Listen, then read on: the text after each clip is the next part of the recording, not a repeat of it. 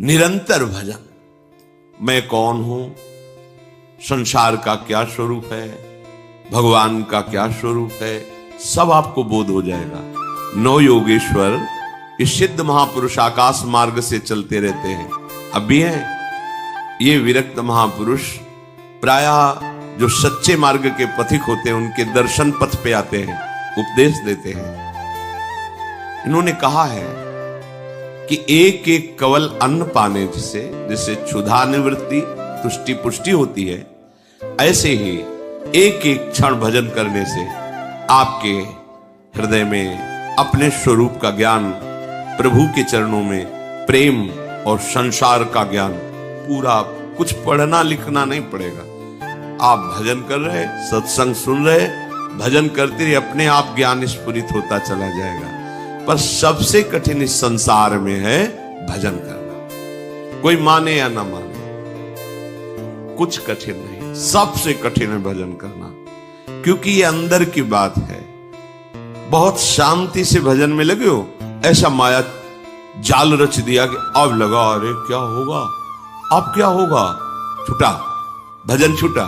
वो रचे ही है, अब क्या होगा, किसकी सलाह ले, किससे मिले, ऐसे ऐसी विपत्ति, ऐसा संकट, ऐसा जाल कि लगता है अब क्या हो। अब वो राजी हो रही, छूटा भजन, छूटा। और जो चतुर है, राधा राधा राधा, मर जाऊंगा पर छोड़ूंगा नहीं, नष्ट हो जाऊंगा पर नाम नहीं छोड़ूंगा, सब अपमानित करे नाम नहीं छोड़ूंगा। अगर चूक हो गई, अब मैं वो क्या करूं जिससे मेरी प्रशंसा बच जाए, मेरा सम्मान बच जाए, मेरा परिवार बच जाए, मेरे पास पुनः सब सुख सामग्री आ जाए। भजन छूटा। ये बड़ी सूक्ष्म इसकी चाल है। तो आत्मानम विंदते येन सर्वभूत गुहाशयम, सबके हृदय रूपी गुफा में हमारा आराध्य देव शयन कर रहा है। भजन करने वालों को ऐसा अनुभव हो जाता है। द्व्याक्षरादाभि संधाय केचिच्छ लोक पदांकितै, बहुत महिमामयी बात है। सतैरन्नै सहस्त्रैश्च प्रत्ययो मोक्ष लक्षणम, कोई प्रभु के 2 अक्षर का नाम पकड़ ले,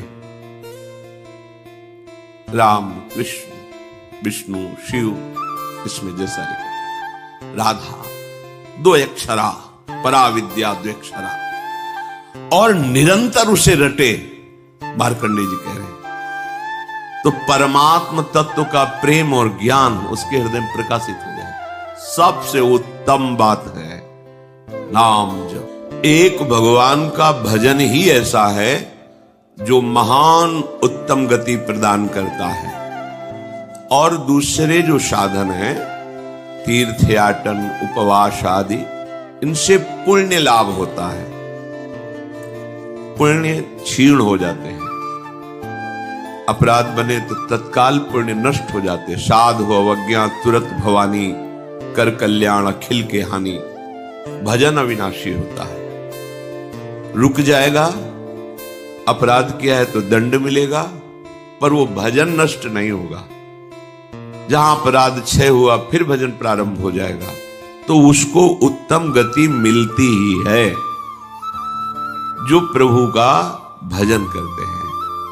नाम जप, नाम कीर्तन, सत्संग, लीला गायन, लीला श्रवण, श्री अंग सेवा, ये संपूर्ण भजन है।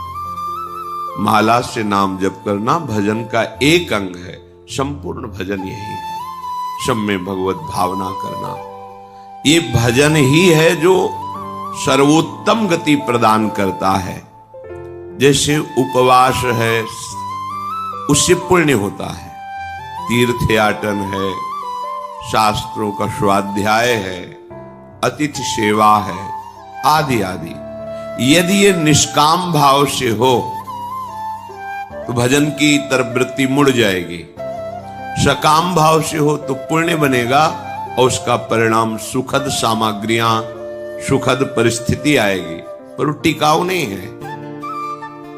मौन रहना, फल मूल खाना, या वायु पी कर रहना, या सिर मुंडन करा के, एक कुटी बनाकर, या जटा धारण करके भूमि पर शयन करना, जल में प्रवेश होकर भजन मंत्र आदि अनुष्ठान करना, ये सब यदि शुद्ध भाव नहीं है तो ये निष्फल ही समझो। निष्फल का मतलब ऊपर के लोकों में जाके सुख भोगोगे, फिर तुम्हारा जन्म होगा। शुद्ध भाव, शरीर को लेकर जितने भाव सब अशुद्ध भाव कहे जाते हैं। शरीर देहाभिमान भाव से ये भोगना है, देखना है, सुनना है, छूना, प्रभु से विमुख, वो सब अशुद्ध भाव है। प्रभु को देखना, प्रभु से बात करना, प्रभु से मिलना, प्रभु के संग रहना, प्रभु का चिंतन, ये सब परम शुद्ध भाव। देहाभिमान से जो भी क्रियाएं होती है सब अशुद्ध, क्योंकि अभिमान है, इसलिए वो भगवत प्राप्ति में समर्थ नहीं है। भगवत भाव से सांसारिक क्रिया भी समर्थ हो जाती है भगवत प्राप्ति